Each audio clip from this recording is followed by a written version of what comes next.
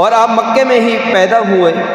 اسی طرح پھر ارشاد فرمایا کہ مہاجرہ بطیبہ، طیبہ ان کا مقام ہجرت ہوگا۔ یہ بھی سب جانتے ہیں کہ سرور کونین صلی اللہ تعالی علیہ وآلہ وسلم نے مکہ مکرمہ سے مدینہ طیبہ کی جانب ہجرت فرمائی اور آپ مدینہ کی جانب تشریف لے گئے۔ اسی طرح سے تیسرے نمبر پر ارشاد فرمایا کہ وَمُلْكُهُ بِالشَّامِ، یعنی ملک شام ان کا مقام سلطنت ہوگا۔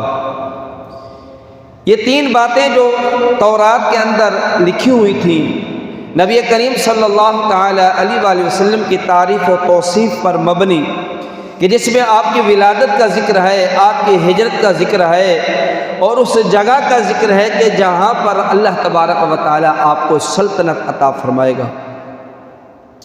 اور یہ بات بظاہر ایک عجیب سی محسوس ہوتی ہے کہ نبی کریم صلی اللہ تعالی علیہ وآلہ وسلم کی ظاہری زندگی مبارک میں ملک شام پر کافروں کی حکومت تھی اور آخر تک وہاں کافروں ہی کی حکومت رہی۔ یعنی ویسے تو نبی کریم صلی اللہ تعالی علیہ وآلہ وسلم ساری کائنات کے مالک و مختار ہیں، لیکن ظاہری اعتبار سے 63 سالہ مبارک زندگی میں کبھی ملک شام آپ کا مقام حکومت نہیں رہا۔ پھر تورات شریف میں یہ کیسے فرما دیا گیا کہ وَمُلْكُهُ بِالشَّامِ، یعنی ملک شام محمد صلی اللہ تعالی علیہ وآلہ وسلم کی بادشاہت کا مقام ہوگا۔ علماء نے اس پر تحقیق کی اور اس کے بعد پھر اس نتیجے پر پہنچے کہ اے لوگوں، اگرچہ رحمت کونین صلی اللہ تعالی علیہ وآلہ وسلم اپنی ظاہری مبارک زندگی کے اندر ملک شام کے اندر حکومت نہیں کی، سلطنت نہیں کی، اور آپ کے بعد حضرت ابوبکر صدیق رضی اللہ تعالی عنہ مسلمانوں کے پہلے خلیفہ ہوئے، انہوں نے بھی ملک شام کو اپنا دارالخلافہ نہیں بنایا بلکہ مدینہ منورہ ہی کو اپنا دارالخلافہ بنایا۔ ابوبکر صدیق کے بعد عمر فاروق اعظم رضی اللہ تعالیٰ عنہ کا دور مبارک آیا، انہوں نے بھی مدینہ طیبہ کو ہی اپنا دارالخلافہ بنایا۔ پھر عثمان غنی رضی اللہ تعالیٰ عنہ کا دور خلافت آیا، انہوں نے بھی مدینہ طیبہ کو ہی اپنا دارالخلافہ بنایا۔ اس کے بعد حضرت علی المرتضیٰ شیر خدا کرم اللہ تعالیٰ وجہ الکریم کا دور آیا تو آپ نے کوفہ کو اپنا دارالخلافہ بنایا۔ پھر امام حسن مجتبی رضی اللہ تعالی عنہ 5ویں خلیفہ ہوئے، اس وقت بھی دارالخلافہ کوفہ میں تھا۔ یہ ہمیں معلوم ہونا چاہیے کہ عثمان غنی رضی اللہ تعالی عنہ تک جو مسلمانوں کا دارالخلافہ تھا، جہاں سے عمارت شروع ہوتی تھی، احکامات جاری ہوتے تھے، مدینہ طیبہ زاد اللہ شرف و تعظیمہ تھا۔ حضرت علی المرتضیٰ نے کوفہ کے اندر دارالخلافہ بنایا اور اس کے بعد آپ کے شہزادوں نے بھی دارالخلافہ کو ہی کوفہ بنایا۔ یہاں آ کر خلافت راشدہ کی مدت جو کہ 30 سال پر مشتمل تھی، یہ ختم ہو جاتی ہے۔ 30 سال کے بعد پھر خلافت کا سلسلہ نہیں بلکہ پھر مملوکیت یعنی بادشاہت کا آغاز ہوتا ہے۔ اور اسلام کی تاریخ میں جو سب سے پہلے بادشاہ مقرر ہوئے وہ حضرت امیر معاویہ رضی اللہ تعالی عنہ کی ذات ہے۔ حضرت امیر معاویہ رضی اللہ تعالی عنہ یہ وہ پہلے بادشاہ تھے اور جنہوں نے سلطنت کو سنبھالا اور جنہوں نے شام کو اپنا دارالحکومت بنایا۔ اس سے قبل مدینہ طیبہ دارالخلافہ رہا اور کوفہ دارالخلافہ رہا، لیکن جب حکومت آئی حضرت امیر معاویہ رضی اللہ تعالی عنہ کے پاس تو انہوں نے اپنا دارالخلافہ جس کو بنایا وہ ملک شام تھا۔ اور اس سے پہلے اسلام کی تاریخ میں کبھی بھی کسی نے بھی شام کو دارالحکومت نہیں بنایا تھا۔ لہذا پتہ یہ چلا کہ وہ تورات شریف کے اندر جو اللہ تبارک و تعالیٰ نے وَمُلْكَهُ بِالشَّامِ یعنی حضور جان کائنات صلی اللہ تعالی علیہ وآلہ وسلم کا مقام بادشاہت ملک شام ہوگا، نبی کریم صلی اللہ تعالی علیہ وآلہ وسلم کے صدقے سے اللہ تبارک و تعالیٰ امیر معاویہ رضی اللہ تعالیٰ عنہ کو عطا فرمائے اور امیر معاویہ رضی اللہ تعالی عنہ کو عطا فرمایا۔ ظاہری طور پر حکومت حضرت امیر معاویہ رضی اللہ تعالی عنہ کی تھی، لیکن در حقیقت یہ فیضان نبی کریم صلی اللہ تعالی علیہ وآلہ وسلم کا تھا۔ اس لیے اللہ تبارک و تعالی نے توریت کے اندر جو فرمایا وَمُلْكُهُ بِالشَّامِ، یعنی حضور سرور کونین کا مقام بادشاہت ملک شام ہوگا، کہ نبی کریم صلی اللہ تعالی علیہ وآلہ وسلم کے صدقے سے حضرت امیر معاویہ وہاں پر بادشاہت کریں گے، جسے توریت شریف میں اوصاف مصطفیٰ اور نعت مصطفیٰ صلی اللہ تعالی علیہ وآلہ وسلم کے طور پر بیان کیا گیا ہے۔ حضرات محترم قربان جائیے، حضرت امیر معاویہ کی کتنی بڑی شان ہے کہ اللہ تبارک و تعالی نے ان کی شان توریت کے اندر بھی بیان فرمائی۔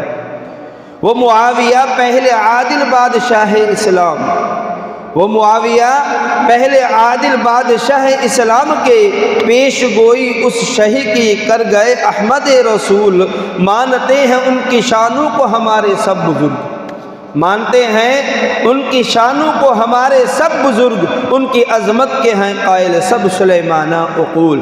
جو عقل سلیم رکھنے والے لوگ ہیں، اللہ نے جن کو فہم و فراست کا ملکہ عطا کیا ہے، وہ سارے کے سارے امیر معاویہ رضی اللہ تعالیٰ عنہ کی سلطنت کو قبول کرتے ہیں۔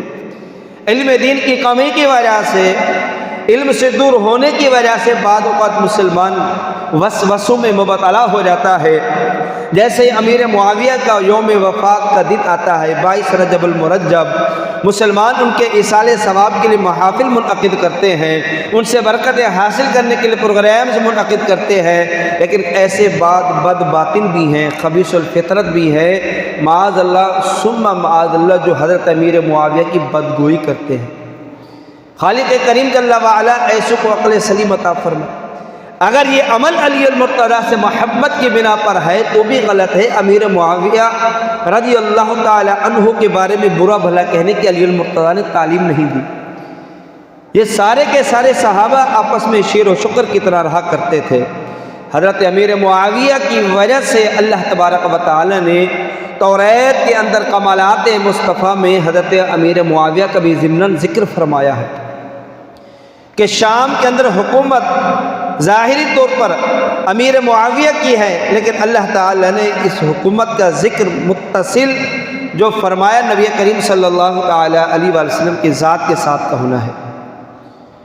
کمالات صحابہ صرف ان کے کمالات کا ذکر ہی نہیں، بلکہ جب ہم صحابہ کے کمالات کا ذکر کرتے ہیں، در حقیقت ان کمالات سے مراد محمد عربی کی ذات ہوتی ہے۔ اللہ تعالی نے توریت شریف میں بادشاہت کا ذکر فرمایا، مگر کیا اللہ تبارک و تعالی نے اس میں یہ نہیں بتایا کہ بادشاہت سے مراد نبی کریم صلی اللہ تعالی علیہ وآلہ وسلم کے اصحاب جہاں جہاں جا کر کے بادشاہت کریں گے، سلطنت کو لے کر چلیں گے، در حقیقت یہ رحمت کونین کا فیضان ہے۔ امیر معاویہ رضی اللہ تعالی عنہ معلوم ہوا کہ ہم صحابہ کرام علیہم رضوان کی شان بیان کریں تو یہ صرف شان صحابہ کا بیان نہیں بلکہ نعت مصطفیٰ ہے۔ ہم صدیق اکبر کی شان کو بیان کریں، صرف صدیق اکبر کی شان نہیں بلکہ نعت مصطفیٰ ہے۔ ہم عمر فاروق اعظم کی شان کو بیان کریں، صرف عمر فاروق اعظم کی شان نہیں بلکہ نعت مصطفیٰ بھی ہے۔ عثمان غنی کی شان کو بیان کریں، صرف عثمان غنی کی شان نہیں بلکہ یہ نعت مصطفیٰ ہے۔ حیدر قرار کی شان کو بیان کریں، صرف مولا مرتضیٰ کی شان نہیں بلکہ نعت مصطفیٰ صلی اللہ علیہ وسلم ہے۔ اللہ تبارک و تعالی نے ان مقدس ہستیوں کو اتنی بڑی شان عطا فرمائی ہے۔ حضرت امیر معاویہ رضی اللہ تعالی عنہ فنا کے رسول تھے، رحمت کونین سے اس قدر محبت کیا کرتے تھے، آج مسلمانوں کو تشویش میں مبتلا کر دیا گیا ہے۔ مسلمانوں میں انتشار و افتراق ڈالنے کے لیے ان مقدس ہستیوں کے بارے میں غلط کامنٹس پاس کیے جاتے ہیں۔ حضرت امیر معاویہ رضی اللہ تعالی عنہ کہ بظاہر جن کو ملک شام کے دارالحکومت جن کو عطا کیا گیا امیر معاویہ نے بنایا، لیکن در حقیقت یہ اس حدیث رسول اور وہ جو اللہ تعالیٰ نے قرآن توریت کے اندر فرمایا تھا وَمُلْكُهُ بِالشَّامِ، کہ مطلب یہ ہے کہ یہ بادشاہت، یہ سلطنت جس کے امیر ظاہر میں امیر معاویہ رضی اللہ تعالی عنہ ہیں، یہ بادشاہت اصل میں امیر معاویہ کی نہیں بلکہ یہ بادشاہت مصطفیٰ جان رحمت صلی اللہ علیہ وسلم کی ہے۔ یہ ایسے ہی ہے جیسے غزوہ بدر کے موقع پر کافروں کی طرف نبی کریم صلی اللہ تعالی علیہ وسلم کو ہجرت کا حکم ہوا اور فرمایا گیا کہ آپ کچھ مٹی اٹھائیں، خاک اٹھائیں اور کفار کی جانب پھینک دیں۔ نبی کریم صلی اللہ تعالی علیہ وسلم نے ہجرت کی اور کفار کی جانب کچھ خاک اٹھائی اور ان کی طرف پھینک دی۔ اللہ نے قرآن میں یہ آیت کریمہ نازل فرمائی وما رمیت اذ رمیت ولکن اللہ رمی، اور جب آپ نے خاک پھینکی تو آپ نے نہ پھینکی تھی بلکہ اللہ تبارک و تعالی نے پھینکی تھی۔ اللہ نے اس خاک کے پھینکنے کو اپنی ذات کی جانب منسوب کیا ہے۔ ایسے ہی اگرچہ ظاہری طور پر حکومت حضرت امیر معاویہ رضی اللہ تعالی عنہ کی تھی، لیکن در حقیقت وہ سلطنت رحمت کونین صلی اللہ تعالی علیہ وآلہ وسلم کی تھی۔ اللہ نے توریت کے اندر اس کا ذکر کیا تھا کہ آپ کو شام کے اندر سلطنت عطا کی جائے گی۔ حضرت امیر معاویہ رضی اللہ تعالی عنہ کی صورت میں اللہ تبارک و تعالی نے اپنا وہ وعدہ پورا اور سچا کر دکھایا۔ اور جیسے اس غزوے کے اندر نبی کریم صلی اللہ تعالی علیہ وآلہ وسلم کے عمل کو اللہ تعالی نے اپنا عمل قرار دیا تو بعین ہی اگرچہ حضرت امیر معاویہ کی سلطنت تھی لیکن در حقیقت نبی کریم صلی اللہ تعالی علیہ وآلہ وسلم کی سلطنت تھی۔ حضرات محترم، قرآن و احادیث کے اندر نبی کریم صلی اللہ تعالی علیہ وآلہ وسلم کے ان غلاموں کی شان بہت عرفہ و اعلیٰ بیان کی گئی ہے، اور انہی میں سے حضرت امیر معاویہ رضی اللہ تعالی عنہ بھی ہیں۔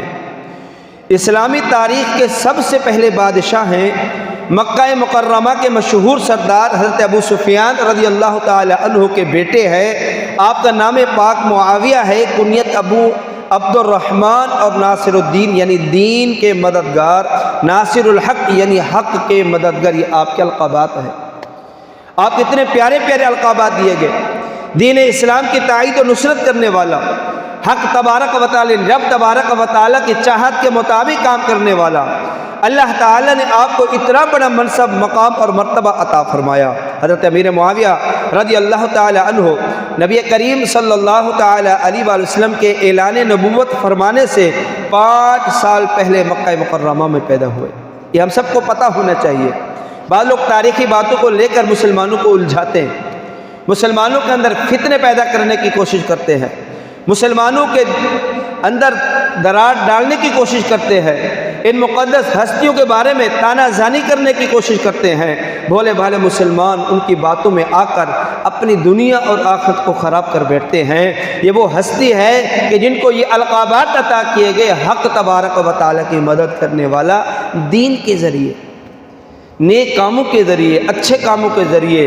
حضرت امیر معاویہ رضی اللہ تعالی عنہ، آپ کا قد مبارک دراز یعنی لمبا تھا، رنگت سفید اور خوبصورت شخصیت، رعبدار شخصیت کے مالک تھے۔ سر اور داڑھی مبارک میں مہندی لگایا کرتے تھے۔ تو یہ زرد مہندی یہ عمومی طور پر جو لگائی جاتی ہے تو درست ہے، لیکن بلیک کلر لگانا، اس سے اپنے آپ کو انسان کو بچانا ہے۔ بلیک کلر ایک مجاہد کے لیے جو جہاد کر رہا ہو اس صورتوں میں علماء نے جواز کا حکم دیا، لیکن فی زمانہ اپنے آپ کو اس سے بچانا یہ بہتر ہے۔ اسی طرح حضرت امیر معاویہ رضی اللہ تعالی عنہ، ان کی شان اتنی عرفہ و اعلیٰ ہے کہ نبی کریم صلی اللہ تعالی علیہ وآلہ وسلم نے کتابت کی ذمہ داری، یعنی جو وحی آتی، اللہ پاک کا پیغام آتا، اللہ تبارک و تعالیٰ کے حبیب نے حضرت امیر معاویہ کی ذمہ داری لگا رکھی تھی کہ اللہ تبارک و تعالیٰ کے جو پیغامات جبرائیل امین لاتے وحی کی صورت میں، حضرت امیر معاویہ رضی اللہ تعالیٰ اس کو تحریر کیا کرتے تھے۔ حضرات محترم، ان میں امیر معاویہ بھی ہیں۔ حضرت عبداللہ بن عباس رضی اللہ تعالیٰ عنہ سے روایت ہے، ایک دن حضرت جبرائیل علیہ السلام بارگاہ رسالت میں حاضر ہوئے اور عرض کیا، یا رسول اللہ، معاویہ کو میرا سلام کہیے، وہ کتاب اللہ یعنی قرآن کریم کے اور وحی کے امین ہیں۔ یہ اللہ تبارک و تعالیٰ جبریل امین کے ذریعے ارشاد فرما رہا ہے۔ ان کا مقام اور مرتبہ اس بات سے ہمیں پتہ چلتا ہے، ان کی شان اتنی بڑی عرفہ و اعلیٰ ہے کہ جن کے لیے اللہ تبارک و تعالیٰ نے جبریل امین کے ذریعے سلام بھیجا ہے۔ حضرات محترم صرف یہی نہیں، حضرت امیر معاویہ رضی اللہ تعالی عنہ کو یہ شرف بھی حاصل ہے کہ آپ نبی کریم صلی اللہ تعالی علیہ وآلہ وسلم کی زوجہ محترمہ یعنی تمام مسلمانوں کی ماں حضرت ام حبیبہ رضی اللہ تعالی عنہا کے سگے بھائی ہیں۔ تو اس اعتبار سے علماء کرام فرماتے ہیں کہ امیر معاویہ رضی اللہ تعالی عنہ خال المؤمنین یعنی مسلمانوں کے ماموں جان بھی ہیں، اور امیر معاویہ رضی اللہ تعالی عنہ کو اللہ تبارک و تعالی نے اتنا بڑا مقام اور مرتبہ عطا کیا کہ ایک مرتبہ سرکار آئے، دیکھا ام حبیبہ آپ کی زوجہ مسلمانوں کی ماں اور حضرت امیر معاویہ رضی اللہ تعالی عنہ کی جو بہن تھی اپنے بھائی کے سر میں تیل لگا کر کنگھی کر رہی تھی۔ تو نبی کریم صلی اللہ تعالی علیہ وآلہ وسلم نے دیکھا، مسکرائے اور فرمایا کہ اے حبیبہ کیا آپ اپنے بھائی سے محبت کرتی ہو؟ فرمایا جی ہاں یا رسول اللہ، میں اپنے بھائی سے پیار اور محبت کرتی ہوں، میرا انسیت کا رشتہ قائم ہے۔ تو نبی کریم صلی اللہ تعالی علیہ وآلہ وسلم نے فرمایا اے حبیبہ اللہ اور اس کا رسول بھی معاویہ سے محبت کرتے ہیں، اللہ اور اس کا رسول بھی معاویہ سے محبت کرتے ہیں۔ حضرت ابو دردہ رضی اللہ تعالیٰ عنہ سے مروی ہے، ایک روایت میں نبی کریم صلی اللہ تعالیٰ علیہ وآلہ وسلم نے فرمایا اے ام حبیبہ معاویہ سے محبت کرو، بے شک میں معاویہ سے محبت کرتا ہوں اور میں اس شخص سے بھی محبت کرتا ہوں جو معاویہ سے محبت رکھتا ہے۔ جبریل امین معاویہ سے محبت کرتے ہیں، فرمایا میکائیل بھی معاویہ سے محبت رکھتے ہیں۔ اے ام حبیبہ جبرائیل و میکائیل علیہ السلام کی محبت سے بڑھ کر اللہ تبارک و تعالی بھی ان سے محبت فرماتا ہے۔ تو یہ حضرت امیر معاویہ رضی اللہ تعالیٰ عنہ کی شان ہے جو اللہ تبارک و تعالی نے نبی کریم صلی اللہ تعالی علیہ وآلہ وسلم کے ذریعے ہمیں بتائی ہے۔ حضرت عبداللہ بن عمر رضی اللہ تعالی عنہما سے روایت ہے کہ غیب جاننے والے نبی صلی اللہ تعالی علیہ وآلہ وسلم نے فرمایا کہ ابھی تمہارے پاس ایک جنتی شخص آئے گا۔ صحابہ فرماتے ہیں کہ کچھ ہی دیر کے بعد ہم نے دیکھا حضرت امیر معاویہ رضی اللہ تعالی عنہ تشریف لائے۔ دوسرے دن بھی یہی ہوا، نبی کریم صلی اللہ تعالی علیہ وآلہ وسلم نے فرمایا کہ ابھی تمہارے پاس جنتی شخص آئے گا، فرمایا امیر معاویہ تشریف لائے۔ تیسری مرتبہ بھی یہی ہوا کہ تمہارے پاس ابھی ایک جنتی شخص تشریف لائے گا۔ صحابہ فرماتے ہم نے دیکھا قسم بخدا حضرت امیر معاویہ تھے۔ تو حضرت امیر معاویہ رضی اللہ تعالیٰ عنہ کو جن کی اتنی بڑی شان کہ ایک روایت کے مطابق نبی کریم صلی اللہ تعالی علیہ وآلہ وسلم نے فرمایا کہ معاویہ میں تم سے ہوں اور تم مجھ سے ہو۔ پھر آپ صلی اللہ تعالی علیہ وآلہ وسلم نے دونوں انگلیوں کو ملا کر کہا کہ جنت کے دروازے پر تم میرے ساتھ اس طرح ہوگے۔ حضرت امیر معاویہ رضی اللہ تعالی عنہ کو اللہ کے حبیب صلی اللہ تعالی علیہ وآلہ وسلم نے ہادی اور مہدی بنا کر کے بھیجا۔ فرمایا کہ یہ امیر معاویہ رضی اللہ تعالی عنہ جو ہیں ان کے لیے نبی کریم صلی اللہ تعالی علیہ وآلہ وسلم نے یہ الفاظ استعمال فرمائے، اللہ کی بارگاہ میں دعا کی اللہم اجعلہ ہادیا مہدیا وہدیہ، مولا امیر معاویہ کو ہادی یعنی دوسروں کو ہدایت دینے والا بنا اور ہدایت یافتہ بھی بنا اور اس کے ذریعے لوگوں کو ہدایت بھی عطا فرما۔ حضرات محترم اب غور تو کریں کہ نبی کریم صلی اللہ تعالی علیہ وآلہ وسلم جس کے لیے دعا کریں اللہ تبارک و تعالی اس کی دعا کو کیسے رد کر سکتا ہے؟ اللہ تبارک و تعالی کے حبیب کے دل میں یہ خواہش تھی کہ کعبہ کہ حضرت ابراہیم خلیل اللہ کا جو قبلہ ہے یعنی مسجد حرام کی جانب رخ کر کے نماز پڑھوں، دل کے اندر خیال تھا، چاہت تھی، مسجد اقصیٰ کی طرف رخ کر کے نماز پڑھ رہے تھے، نماز کے دوران دل میں خیال آیا، اللہ نے قرآن کی آیت کریمہ نازل فرما دی قد نرا تقلب وجهك في السماء فلنولینک قبلۃ ترضاها فول وجهک۔ کہ اے حبیب تحقیق ہم آپ کے رخ انور کو دیکھ رہے ہیں، بار بار اس سمت پھرنا، آپ اپنے رخ انور کو پھیر دیجئے اس کعبے کی جانب جس پر آپ راضی ہوں۔ اللہ تعالیٰ نے نبی کریم صلی اللہ تعالی علیہ وآلہ وسلم کے دل میں آنے والے خیالات کی لاج رکھی اور وہ اس کا حکم دے دیا۔ نبی کریم صلی اللہ تعالی علیہ وآلہ وسلم دعا مانگتے اللہ سورج کو لوٹا دیتا ہے۔ نبی کریم صلی اللہ تعالی علیہ وآلہ وسلم اشارہ کرتے ہیں اللہ کریم چاند کے دو ٹکڑے فرما دیتا ہے۔ تو کیا نبی کریم صلی اللہ تعالی علیہ وآلہ وسلم حضرت امیر معاویہ کے لیے دعا مانگے اللہ تبارک و تعالی قبول نہیں کرے گا؟ تو اللہ کریم ضرور قبول کرے گا کہ نبی کریم صلی اللہ تعالی علیہ وآلہ وسلم کے تو دل میں خیالات آتے ہیں، اللہ تبارک و تعالی اس پر بھی عمل کرتا ہے اور آپ کی خواہش کے مطابق اللہ کریم عمل کرتا ہے، تو جب نبی کریم صلی اللہ تعالیٰ علیہ وآلہ وسلم نے ان کے لیے دعا کی تو اللہ کریم اس کو کیوں نہ قبول فرمائے؟ تو بزرگوں نے فرمایا کہ اللہ تعالیٰ نے ان کی دعا کو قبول فرمایا کہ لوگ تین طرح کے ہوتے ہیں۔ ایک وہ جو خود ہدایت یافتہ ہوتے ہیں، ہم دیکھتے ہیں ایسے کئی بزرگ گزرے ہیں جن کو اللہ نے ہدایت عطا فرمائی، ہدایت حاصل کرنے کے بعد انہوں نے تنہائی کی زندگی اختیار کر لی، یہ غاروں کے اندر چلے گئے، وہاں جا کر رب کو یاد کرتے رہے، تنہائی اختیار کر لی۔ ہدایت یافتہ تھے لیکن تنہائی اختیار کر دی، لوگوں کو ہدایت نہیں دے رہے تھے۔ دوسرا وہ گروہ ہے، فرمایا کہ خود ہدایت یافتہ ہیں، لوگوں کو تو نیک کام کا حکم دیتے ہیں لیکن خود نہیں کرتے۔ اور تیسرا گروہ وہ ہے کہ فرمایا جو خود ہدایت یافتہ بھی ہیں اور لوگوں کو بھی ہدایت کی تعلیم دیتے ہیں، یہ سب سے بہترین لوگوں کا گروہ ہے۔ اور فرمایا کہ امیر معاویہ رضی اللہ تعالیٰ عنہ ایسے لوگوں میں سے ہی تھے کہ خود بھی ہدایت یافتہ تھے اور لوگوں کو بھی ہدایت کی تعلیم دیتے تھے، خود بھی گناہوں سے بچنے والے تھے اور لوگوں کو بھی گناہوں سے بچانے والے تھے۔ حضرات محترم، آج ہمارے معاشرے کے اندر حضرت علی المرتضیٰ شیر خدا کرم اللہ تعالی وجہ الکریم اور حضرت امیر معاویہ کی ذات کو لے کر غلط باتیں کی جاتی۔ دینی اعتبار سے صحابہ کرام کے جو معاملات ہوئے، ہم میں سے کسی کو بھی یہ اختیار نہیں کہ ہم ان مقدس ہستیوں کے بارے میں لب کشائی کریں۔ ہمیں سکوت اختیار کرنے کا حکم دیا گیا ہے، ہم خاموشی اختیار کریں۔ وہ بڑوں کی باتیں تھی، اللہ نے ان کے بارے میں قرآن میں فرما دیا وَكُلًّا وَعَدَ اللَّهُ الْحُسْنَىٰ کہ اللہ نے تمام کے ساتھ اچھائی کا بھلائی کا وعدہ فرمایا۔ اور رضی اللہ عنہم ورضوا عنہ کہ اللہ کریم ان سے راضی ہے اور وہ رب سے راضی ہے، اس کے باوجود ہم صحابہ کی ذات کے بارے میں غلط باتیں کریں تو یہ عمل انتہائی نامناسب ہے۔ ایک طویل حدیث پاک ہے کہ نبی کریم صلی اللہ تعالیٰ علیہ وآلہ وسلم نے حضرت امیر معاویہ رضی اللہ تعالیٰ عنہ کے اوصاف بیان فرمائے، اور ایک مقام پر فرمایا کہ معاویہ بن ابو سفیان میری امت میں سب سے بڑھ کر حلم والے اور بہت سخی ہیں۔ حلم والے کیا مقصد؟ برداشت کرنے والے۔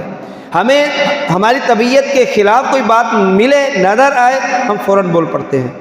امیر معاویہ رضی اللہ تعالیٰ عنہ کی طبیعت کے اندر بہت زیادہ حلم تھا، صبر تھی، یہی وجہ ہے کہ آپ ان چیزوں سے مبرہ تھے، بچے ہوئے تھے۔ غصہ آنے کی صورت میں انسان گناہ کی طرف چلا جاتا ہے، اظہار کرنے کی صورت۔ اور اسی طرح فرمایا کہ یہ بہت زیادہ سخی تھے، اللہ جو مال عطا کرتا رہا خدا میں خرچ کر دیا کرتے۔ اور اسی طرح سے نبی کریم صلی اللہ تعالیٰ علیہ وآلہ وسلم یہ جانثار صحابی امام حسن کے ساتھ بہت محبت کیا کرتے تھے۔ ابن بریدہ رضی اللہ تعالیٰ عنہ فرماتے ہیں ایک مرتبہ امام حسن مجتبی رضی اللہ تعالیٰ عنہ امیر معاویہ رضی اللہ تعالیٰ عنہ کے پاس تشریف لائے۔ حضرت امیر معاویہ رضی اللہ تعالیٰ عنہ نے آپ کو دیکھا اور آپ کا ادب کے لیے کھڑے ہو گئے کہ یہ شہزادے ہیں، یہ اہل بیت اطہار سے ہیں، چھٹی پشت میں امیر معاویہ کا سلسلہ سرکار سے مل جاتا ہے، متصل ہو جاتا ہے، لیکن اس کے باوجود امام حسن مجتبی کو اس طرح ادب دیتے ہیں۔ امیر معاویہ رضی اللہ تعالیٰ عنہ نے عرض کی یا سیدی آج میں آپ کو وہ نذرانہ پیش کروں گا آج تک کسی نے نہیں دیا ہوگا۔ چنانچہ حضرت امیر معاویہ رضی اللہ تعالیٰ عنہ نے 4 لاکھ درہم کا نذرانہ امام حسن مجتبی کی بارگاہ میں پیش کیا۔ مفتی احمد یار خان نعیمی رحمۃ اللہ تعالی علیہ نقل کرتے ہیں کہ صرف یہی نہیں، امیر معاویہ کو جب موقع ملتا یہ سادات کرام کی بارگاہ میں نذرانے پیش کیا کرتے تھے۔ وجہ کیا ہے؟ امیر معاویہ سے پوچھا گیا تو فرمایا میں ایسا اس لیے کرتا ہوں، امام حسن مجتبی رضی اللہ تعالی عنہ ہم شکل مصطفیٰ صلی اللہ تعالی علیہ وآلہ وسلم ہیں، میں اس مشابہت کا بہت زیادہ احترام کرتا ہوں، سادات کرام کا بہت ادب کرتا ہوں، لیکن آج لوگ سادات کرام سے محبت کا دعویٰ کرتے ہیں لیکن اس اللہ تبارک و تعالیٰ کے حبیب کے یار پر صحابی پر طعنہ زنی کرتے جو کہ درست عمل نہیں ہے۔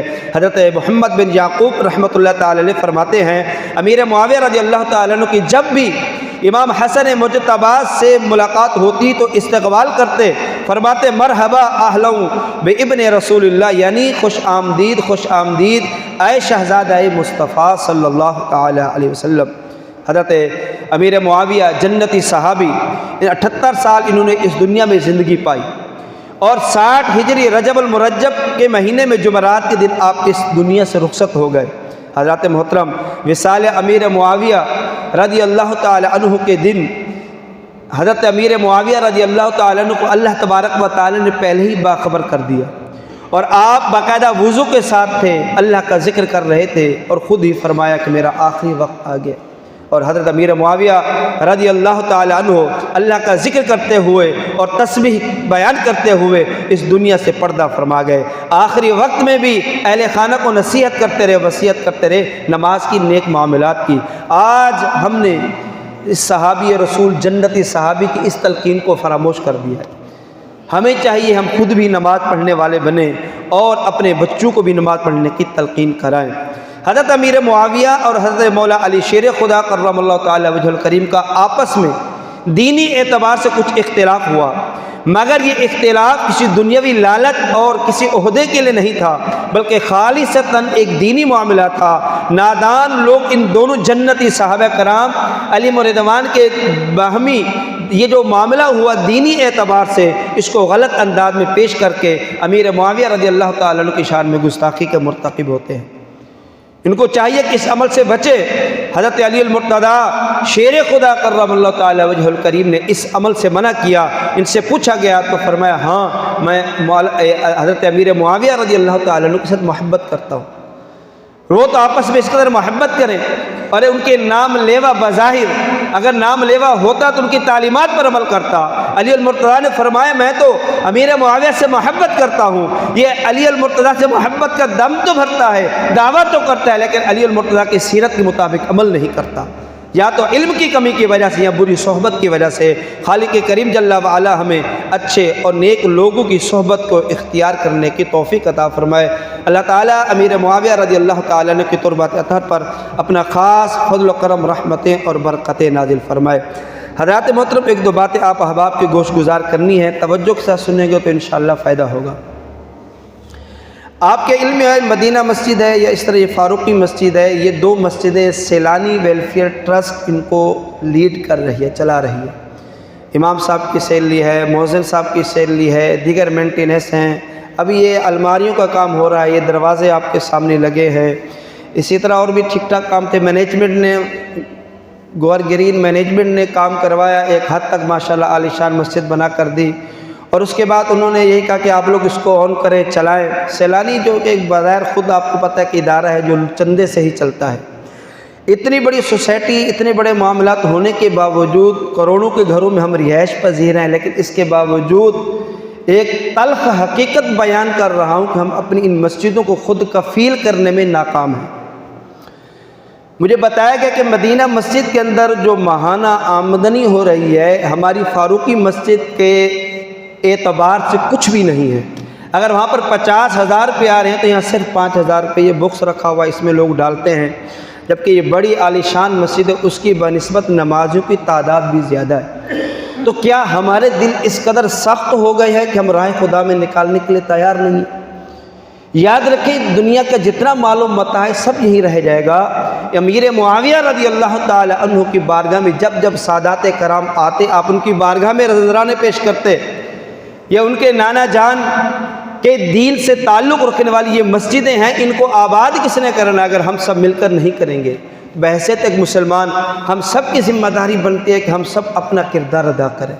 یہ سوچے کہ یار مینجمنٹ چلائے گی، مینجمنٹ نے مسجدیں دی، اہل سنت و جماعت کو یا رسول اللہ کہنے والوں کو، اب وہ حالانکہ ہونا تو یہ چاہیے اصولی طور پر جیسے دو مسجدوں کے مینٹیننس دیگر سارے معاملات کو لے کر چلتے ہیں، ویسے ہی اس مسجد کے معاملات کو بھی لے کر چلنا چاہیے۔ جو بھی ایکسپینسز ہیں، سیلریز ہیں، دیگر معاملات ہیں، لیکن وہ نہیں کرتے تو کم از کم اب ہمیں تو کرنا چاہیے نا۔ بحیثیت ایک مسلمان ہم سب کو سوچنا ہے کہ اس مسجد کے جو اخراجات ہیں، جو ہمارے طارق بھائی ہیں، ڈاکٹر اسلم ہیں، فہد بھائی ہیں، ان سے ملاقات کر کے مشاورت کر کے حضرت کیا سالانہ ماہانہ آپ کا خرچہ ایکسپینسز بنتے ہیں، ہم مل کر اپنے اس مسجد کو عالی شان طریقے سے چلا سکتے ہیں۔ اس میں آپ تمامی احباب سے میں گزارش کرتا ہوں، ملتمس ہے، عاجزانہ یہ ریکویسٹ ہے، اس چیز کو ذرا سمجھیں۔ جیسے ہمارے گھر کے ماہانہ ایکسپینسز ہوتے ہیں، یہ ہم نے بجٹ رکھا، یہ بھی ہم نے رکھا، یہ بھی رکھا، اسی طرح اگر ہم اپنی مسجد کے لیے بھی کچھ نہ کچھ رکھ دیں گے، انشاءاللہ الکریم ہماری یہ مسجد خود کفیل ہو جائے گی۔ ہمیں کسی کی طرف دیکھنا نہیں پڑے گا، کیونکہ سیلانی کہتے ہیں گور گرین کے اندر مسجد ہے، پھر بھی آپ ہمارے پاس آتے ہو۔ کہ ہم آپ کو کچھ نہ کچھ پیش کریں، ان کی مہربانیاں کچھ نہ کچھ ہمارے ساتھ تعاون کر دیتے ہیں، لیکن ہم سب کی خود کی ذمہ داری ہے۔ ماہ رمضان کی آمد سے قبل کارپیٹ لگانے کا ایک ذہن ہے، اس میں بھی صاف آگے بڑھیں، اپنے آپ کو پیش کریں۔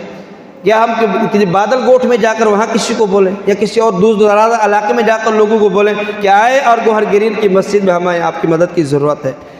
کتنی شرمندگی کی بات ہوگی، ہم سب کو مل کر دین کا کام کرنا ہے۔ اللہ نے فرمایا کہ وہ لوگ خوش نصیب ہیں جو رب کے گھروں کو آباد کرتے ہیں۔ سرکار کی حدیث ہے جس کا مفہوم ہے کہ جس نے مسجد اللہ کی رضا کے لیے بنائی، اس کی تعمیر و ترقی کے لیے اپنا کردار ادا کیا، اگرچہ چڑیا کے گھونسلے کی مثل اتنا کم خرچہ اپنا شامل کیا، اللہ تعالیٰ اس کے لیے جنت کے وسط میں محل بنائے گا۔ اتنی بڑی فضیلت اللہ کے حبیب نے بیان کی تاکہ مسلمان خود اس میں حصہ لینے والے بنے اور یہ کام کرنے والے بنے۔ اللہ تعالیٰ مجھے بھی آپ کو بھی اس بارے میں سنجیدگی کے ساتھ سوچنے کی توفیق عطا فرمائے۔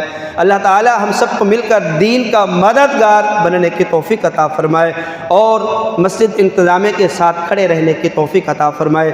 آمین و آخر دعوانا ان الحمد للہ رب العالمین۔ سنت ادا فرما لیجیے۔